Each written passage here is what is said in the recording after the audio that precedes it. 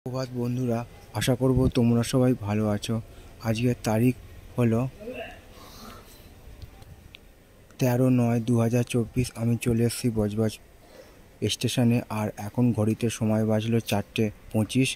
তো আমি সেই ভোরবেলার ছবিটা তোমাদের সামনে আমি দেখাবার চেষ্টা করছি, বজবজ স্টেশনের ছবিটা।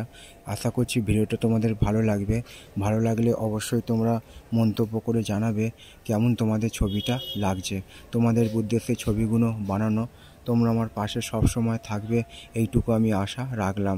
সবার জন্য শুভ কামনা রইল আমার পক্ষ থেকে, আর সবার জন্য সুস্বাস্থ্য কামনা করলাম ভগবানের কাছে।